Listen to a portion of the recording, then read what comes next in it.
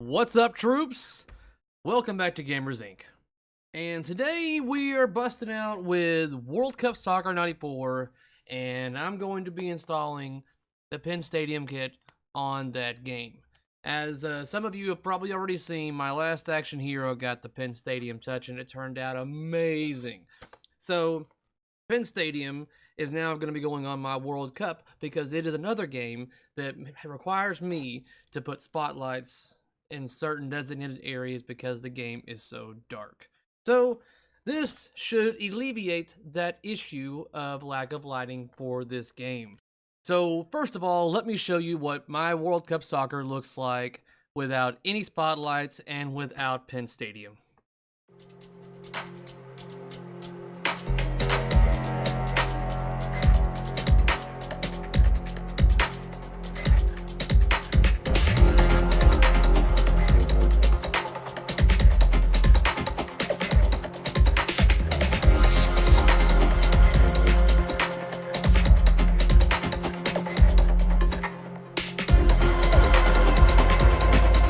And now it's time for Penn Stadium. For those of you that have seen me do the unboxing for Last Action Hero, I'm not going to go over all the details of what comes inside your Penn Stadiums. I'm going to assume that by now most of you, if not all of you, should know what comes with this kit and what to expect. If you're like me, then you're just trying to see what this game looks like all lit up, possibly because either it's one of your favorite games to play and maybe you'd like to see what it looks like all different, or you have this game and you are on the fence on whether or not you should get this kit. I'm telling you right now, you can skip forward on the video if you want to see what it looks like, but you're going to want this kit for this game. So as per usual, this is the alligator clips that you're going to be using. For this game, for the universal power, it's going to require me to have this kind of plug.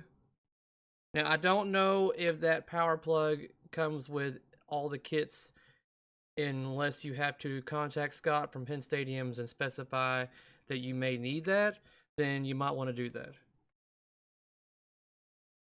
Alright, then of course your universal power adapter that you will use to power this. And of course, the power beams. These badasseries right here. Now, for those of you that got these kits right when they launched, you probably got the gray ribbon cables, but all kits now will have the black cables, which tends to blend in a lot better on the machines. So, yeah, let's hook this bad baby up and see what we get. Something I just noticed and I want to comment on. Yeah, I know the coin door is open. Shut up. Alright, so one thing I want to comment on that I don't think was on my Last Action Hero is that you have the power cable to the AC/DC, God, I say it every time. The DC power converter. And what we have going on here, and I don't know for sure, like I said, this might be the new version of this, but what I really like is that there is a breakaway cable. That is awesome. That is good. That's mainly to protect the board, guys. So it really depends on where you put this board, whether it be in the back box or the bottom of your cabinet. It's basically to prevent you accidentally pulling it, whether you're lowering down your back box or whatever, from damaging the control board. Instead of just ripping it out of the damn Molex connector, you're just going to do the breakaway cable. And I have this on like on my Xbox 360 controllers, and I cannot tell you how many times I'm so glad that they are there. So, extra thumbs up on that. It is there to protect your investment, guys. Alright, back to it. Alright, so we've got the power all connected. I'm now going to connect the GI and flashers. A comment that I made on my Last Action Hero video was that I did not know which port these connectors go to on the control board whether it be flashers or GI, and I suggested maybe putting a sticker on there. All the information that you need is on the Penn Stadium website. So if you're unsure about something, either go to their website, scan through it. If you can't find your answer there, then contact Scott at Penn Stadiums. He will get back to you stupid quick and gladly answer any kind of questions that you have. So, but a way that I do to remember this is that basically GI, which I'm using like the blue and white for my GI. It doesn't matter which color you use. Anyways, but just think of GI is the primary importance of your machine. So the GI is the middle connector. If you have your power on one side, your flasher on the other side, just think as the middle connector on the control board as being most important. So that will be your GI. That's what I do to remember. But, you know, you got to remember that, you know, there may be variations to this board down the road. There may be changes. So don't take this as the Bible, guys, when it comes to this. But this is just my remembrance on how to know which port is what. All right. Time to hook this thing up. All right. So where I'm connecting my GI and my flasher units up, this is my way of doing it. This is the glorious thing about this mod, is that you can hook it up to whatever you like. It's your machine, you do what you want. But what I'm going to be connecting it to is, I mean, GI, it's wherever you want, but I want all my connections to be close to the bottom of the play field, so that gives me more slack in case I want to put the Penn Stadium kit in my back box. It's whatever you want to do.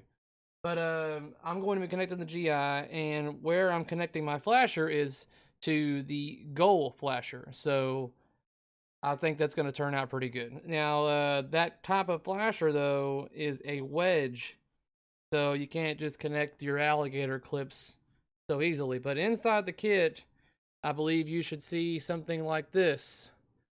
You should get 2 wires, and these give you the ability to slide into these areas where the Molex connectors are for certain lights, and then you can alligator clip the other end without having to splice any wires or do anything heavy mods to your machine. That's one of the many glorious things about this mod, guys, is that you don't have to mod your game. There's no splicing of wires or cutting of anything. I mean, the only thing that's basically adhering to your game is the Magna Strip adhesive, which can easily come off with a hairdryer or heat gun. Heat it up and it just comes right off. So let me connect this flasher, and then we should be good to go.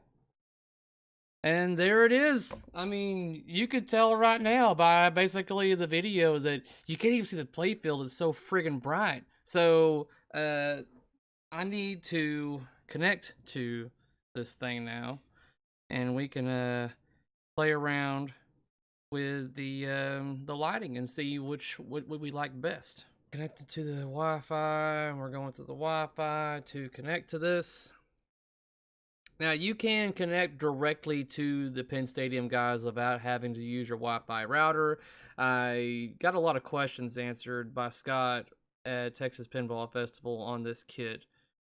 So that was one of the questions, was when it came to connectivity for this device, is that how we were going to connect all of these different machines. Are we going to be using the router or what? But he used a router for the Texas Pinball Festival, and he had all the machines on his phone, and he was able to show people all the different settings that you could use. But if we wanted to, we could connect directly to our sole machine and change the lighting and stuff like that. So let me add this to my phone, World Cup.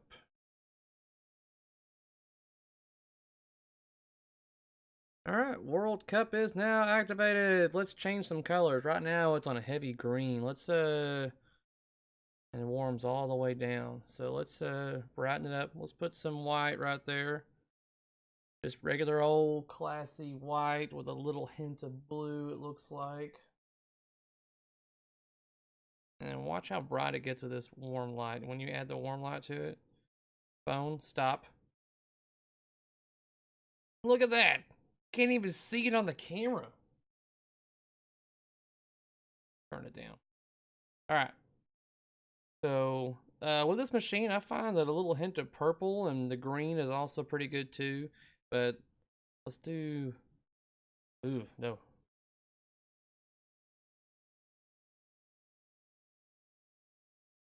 Alright guys, so once again, just like Last Action Hero, I'm busy playing with the damn thing and not showing you what it can do. So, let's get up and let me show you what this thing looks like with the Penn Stadium lights on it, shall we?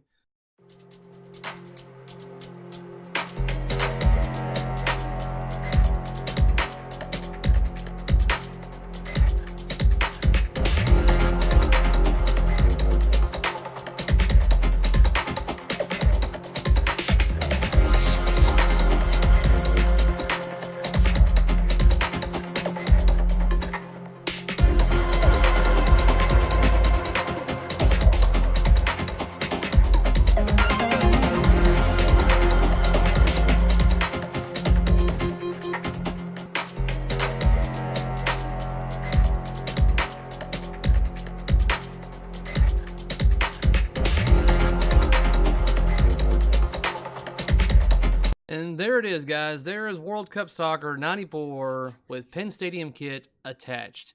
Before and after is pretty blatantly clear on whether or not you should get this kit, guys. And like I said, this is just my color setting. If you want bright purple, put purple on there. If you want red, go ahead and put red. I mean, but, you know, I find that for me, a lot of the colors really come out whenever I've got pretty much white with a little hint of purplish bluish in there. And you can mess with that color wheel all you want to. And the green also looks pretty good for this machine, but I want all colors on that play field to really just come out and burst. So I usually predominantly use white. So let's see what it looks like with that flasher attached. Now, like I said, I've got the flasher that I'm going to be using the UV glow on attached to the goal flasher. So we should immediately see that by starting a game.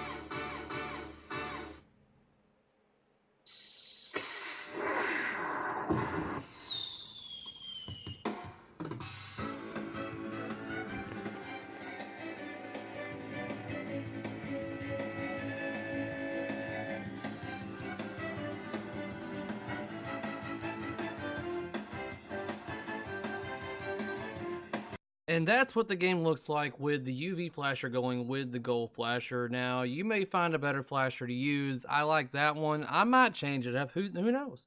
But as of right now, I like the look of that one. That's kind of like signaling you, letting you know, hey, it's time to shoot a goal. So now it's time for my thoughts and opinions on the install and how it goes with this game. So just like Last Action Hero, I need to give you a warning, guys, that if you have mirror blades on your machine and you add this kit, you are looking at a snug fit, meaning that raising and lowering the play field is not going to be something that you can just casually do anymore and not have to be concerned.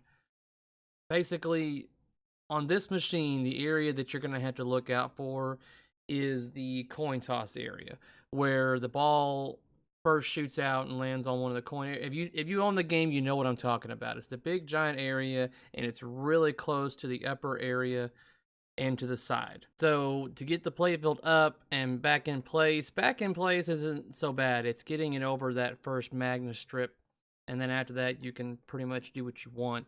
But just don't go ripping your playfield up thinking that everything's hunky-dory. You need to be careful at what you're doing. So whenever you're lifting that playfield up, especially around the coin toss area, you might have to grab that coin toss and kind of pull it into the left a little bit and kind of wiggle up past that magnet strip. And once you're past it, then you're good to go.